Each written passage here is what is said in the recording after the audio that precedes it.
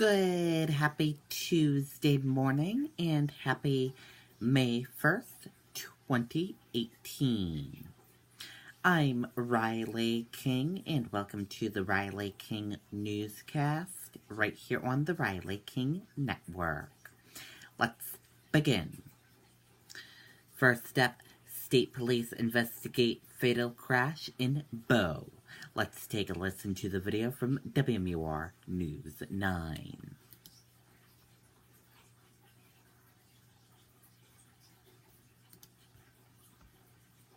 So now we have just confirmed that a crash on...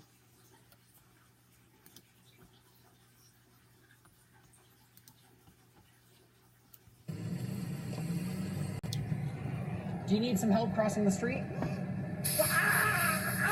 The world judges. We don't. Planet Fitness. Be free. Updating our breaking news from Bow now, we have just confirmed that a crash on Logging Hill Road and the I-89 South off-ramp is apparently a fatal, deadly. The area is closed while Bow Police and State Police investigate. We'll bring you more information as it becomes available. Okay, and there you go on that video and that report. Again, we will bring you more information as it becomes available into our newsroom.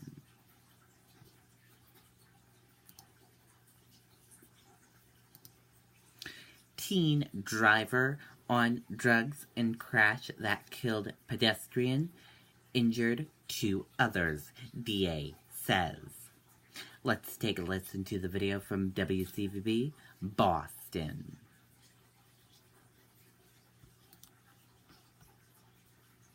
Mason, Los Angeles introduces the Dress Knit Footwear Collection. Seamless knit construction for a custom fit and air-cooled memory foam luxe footbeds for unmatched comfort. The Dress Knit Collection by Mark Nason. Was learning to drive? Yeah. And do you know if your parents gave him permission to take the car? No. He did not give me permission. My dad was sleeping, and this all happened. The sister of the driver in the Medford fatal crash says her family doesn't know what led up to the deadly ride. Prosecutors say her 17-year-old brother was unlicensed and under the influence of a drug when he took off in his dad's SUV Sunday afternoon.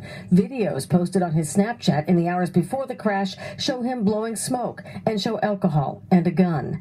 The teen is accused of hitting and killing 64-year-old Judith Moses, a real estate agent from Brookline, near the intersection of Spring and Emerald Streets. Judy Moses was just an extraordinary human being. I think she was showing a house last night. Prosecutors say the teen driver then kept on going and 600 feet later slammed into 2 more people out walking their dog, a 28-year-old woman and a 27-year-old man. They remain hospitalized with serious injuries. Their dog is dead.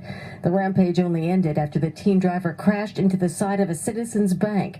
A growing memorial of flowers and prayers now marks the spot. We missed it by minutes, because it could have been you. Yeah, it's just really sad. Not only for the victims, but I really feel for his family too. And sources tell us the teen driver is just 1 month away from graduation from the Medford Vocational Technical High School. He was arraigned today in juvenile court. Oh, and there you go on that video and that report.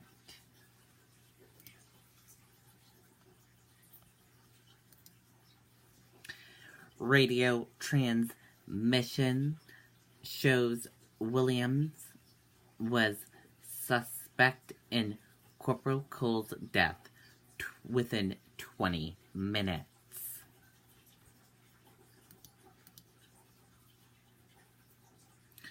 Let's take a listen to the video from WMTW News 8 Maine.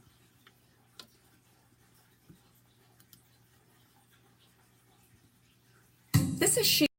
She got satellite.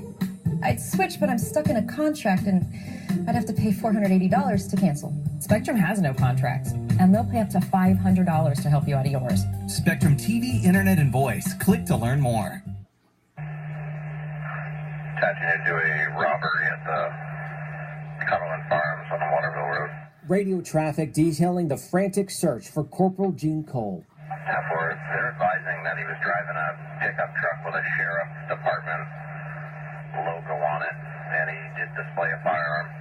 The first sign of trouble coming in at 1:43 Wednesday morning. According to police, these photos from Corporal Cole's truck show John Williams robbing the Cumberland Farms and then leaving.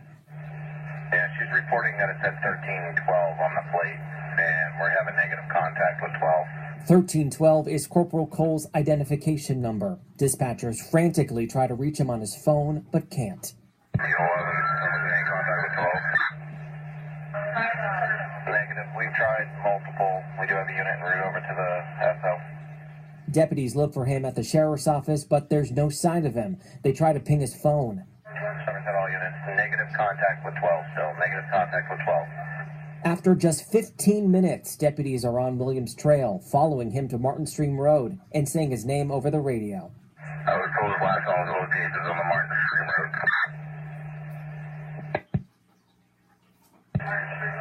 Goodbye. Last known location was Martin Stream.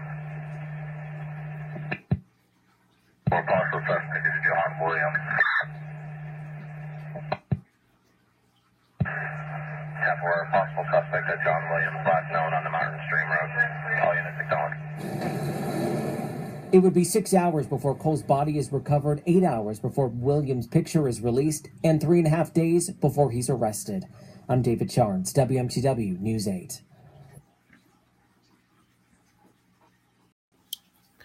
Okay, and there you go on that video and that report.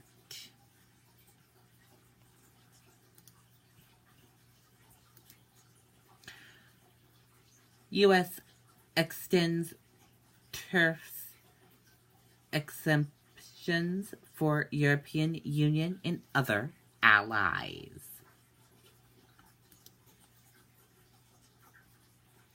The May 1st deadline for steel and aluminum tariffs expansions for U.S. allies has been extended, the White House said.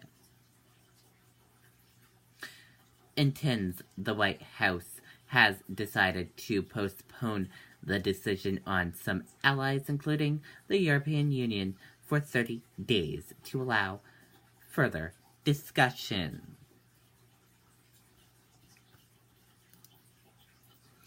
White House Chief of Staff Kelly denies reports he called Trump an idiot.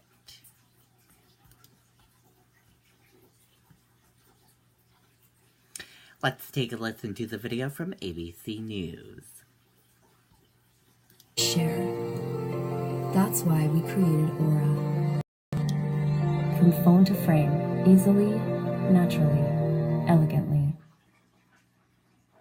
Chief of Staff John Kelly firing back after a report today that he repeatedly called the president an idiot. The NBC report claims Kelly at one point said about the president, "We've got to save him from himself." Well, tonight, General Kelly now talking about his, quote, candid and strong relationship with the president, adding, "I am committed to the president." ABC senior White House correspondent Cecilia Vega leading us off. White House Chief of Staff John Kelly tonight making a rare public statement to defend his relationship with his boss. It comes after NBC News reported that Kelly has repeatedly called President Trump an idiot. In one meeting on immigration, Kelly reportedly trash-talking the president, saying he doesn't even understand what DACA is. He's an idiot. We've got to save him from himself. Nearly immediately, Kelly fired back. In a statement, he said, "I spend more time with the president than anyone else, and we have an incredibly candid and strong relationship. He always knows where I stand, and he and I both know this story is total BS." He called it another pathetic attempt to smear people close to President Trump and distract from the administration's many successes. One aide who was also in that meeting backed Kelly's denial, telling ABC News he never said that. Kelly has come under fire for his handling of the ouster of former Staff Secretary Rob Porter, Kelly initially defending Porter as honorable amid allegations of domestic abuse. Just last month, the president praised his chief of staff. And, you know, we have General Kelly here, 4-star, and he's doing a great job in Washington. but they have had their differences. In January, Kelly committed one of the cardinal sins of a Trump confidant when he seemed to publicly embarrass his boss over his #1 issue, the border wall. He has evolved in the way he's looked at things. Campaign to governing are two different things, and this president is very, very flexible in terms of what is within the realm of the possible. The president fired back on Twitter, openly contradicting his right-hand man, saying, "The wall is the wall. It has never changed or evolved from the first day I conceived of it." So let's get to Cecilia Vega. She's with us live tonight from the White House. And Cecilia, a forceful denial late today from John Kelly. What are your sources telling you about their relationship? Well, David, General Kelly has been on this job for 9 months, and during this time, there have no doubt been varying factions about him. Those who are loyal to him, those who have put a target on his back. Certainly, President Trump has not been happy at times with the limitations that General Kelly has put on who can access the Oval Office and talk to the president. But sources tonight are telling us that right now, anyway, these two stand on solid ground. David. All right, Cecilia Vega leading us off on a Monday. Thank you. Okay, and there you go on that video and that report. And that is it for the Riley King Newscast right here on the Riley King Network. I hope you all have a great rest of your day, and I'll see back here later on today for another newscast. And I'll have a news report in a little bit. Goodbye, everyone.